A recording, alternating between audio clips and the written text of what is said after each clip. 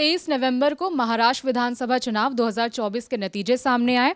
यहाँ पे कर्जत जामखेड़ विधानसभा सीट से शरद पवार के बेटे और एनसीपी नेता रोहित पवार ने जीत हासिल की और उन्हें कड़ी टक्कर बीजेपी के जो कैंडिडेट थे राम शंकर शिंदे, उन्होंने कड़ी टक्कर दी और लमसम जो वोट का मार्जिन था वो 1200 के करीब बताया जा रहा है। और एक और ख़ास बात ये थी, पहले तो इस विधानसभा सीट से 11 उम्मीदवार खड़े हुए थे और कहा जा रहा है कि वो हारते हारते जीते हैं, जिसकी वजह एक डमी कैंडिडेट है और वोट उन्हें 3400 वोट मिले हैं। उस डमी कैंडिडेट का नाम रोहित चंद्रकांत पवार है, जिसकी वजह से कहा जा रहा है कि वो हारते हारते जीते हैं। तो एक बार आप वोटों की थोड़ी गिनती बता दीजिए और उसके बाद हम डमी कैंडिडेट का बताएंगे।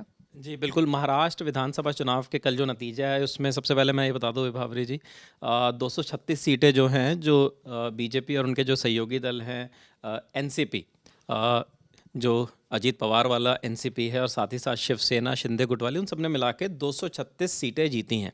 दूसरी तरफ आईएनसी है जो गठबंधन है जिसमें कांग्रेस, शिवसेना, उद्धव ठाकरे गुट, एनसीपी शरद पवार गुट, उन सब ने मिलाकर 48 सीटें जीती और 4 सीटें जो अन्य के खाते में गई है। अब इस सीट की इतनी चर्चा क्यों है? सबसे बड़ी बात जो जैसा विभावरी ने बताया, ये शरद पवार जो हैं, क्या मैं पकड़ लूँ इसे?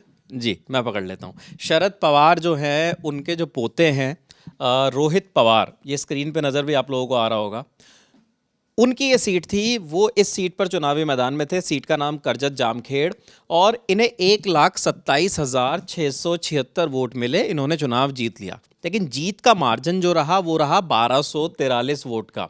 अब इसके पीछे क्या वजह रही? क्योंकि ये वाली जो सीट है इस पर मुकाबला काफ़ी देर तक, आखिरी राउंड तक फंसा हुआ था। जब आखिरी राउंड की काउंटिंग हो रही थी तब ऐसा भी कहा जा रहा था कि कहीं ना कहीं शुरुआती खबरें ऐसी आ रही थी कि रोहित पवार जो हैं वो 300 वोटों से चुनाव हार गए। लेकिन फिर रिकाउंटिंग हुई उस आखिरी राउंड की और जब वहाँ पे पता चला तो ये 1243 वोटों से जीत गए। अब इसके पीछे सबसे बड़ा समीकरण समझने की बात यह है कि जो डमी कैंडिडेट्स हम हमेशा सुनते हैं उतार दिए जाते हैं, सेम नाम वाले, जो एक प्रमुख उम्मीदवार होता है जो फेमस होता है उससे जुड़े हुए वैसे नाम का कोई दूसरा उम्मीदवार उतार दिया जाता है।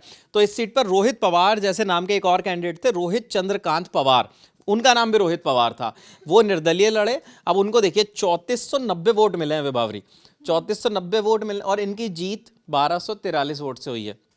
तो कहीं ना कहीं इन्होंने इतने वोट काट दिए। अगर जो भारतीय जनता पार्टी के उम्मीदवार थे इस सीट से, प्रोफेसर साहब राम शंकर शिंदे जी, वो 1243 वोट से हारे हैं, तो कहीं ना कहीं बीजेपी की तरफ से या ये सीट निकल सकती थी। बहुत कुछ हुआ। एक डमी कैंडिडेट था जिसे 3500 वोट मिले और इनका मार्जिन से 1200 का रह गया।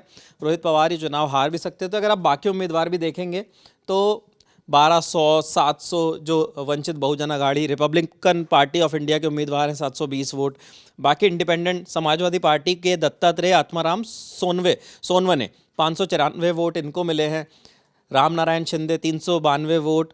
तो कुल मिलाकर यहाँ पे ये जो वोट्स काटे गए हैं ना, ये थोड़े थोड़े वोट जो बाकी कैंडिडेट्स को मिले, उससे रोहित पवार की जीत का जो अंतर है वो काफ़ी कम हो गया। और इसमें कोई शक नहीं था क्योंकि 12वें राउंड तक की, जब तक माफ़ी चाहूँगा 27वें राउंड तक की जब इनकी काउंटिंग चल रही थी तो कहीं ना कहीं ये डाउटफुल था कि रोहित पवार अपनी सीट बचा पाएंगे या नहीं, क्या वो चुनाव हार जाएंगे। लेकिन आखिर में जैसे तैसे इतनी नेक टू नेक फाइट में बीजेपी के साथ उन्होंने 1243 वोटों से इस सीट को जीत लिया, इस मुकाबले को जीत लिया। और जो उम्मीदवार जीते हैं, अब विपक्षी कहेंगे उन्हें, जो इंडिया गठबंधन या जिसमें एनसीपी है, शिवसेना, उद्धव ठाकरे गुट है और कांग्रेस है, उन्होंने जो 48 सीटें जीती हैं उसमें एक सीट ये भी है जो कि शरद पवार के पोते हैं रोहित पवार, उनकी है। तो फिलहाल इस वीडियो में इतना ही। बाकी और दिलचस्प वीडियोस के बारे में भी हम आपको लगातार बता रहे हैं। देखते रहिए लल्लन टॉप। शुक्रिया।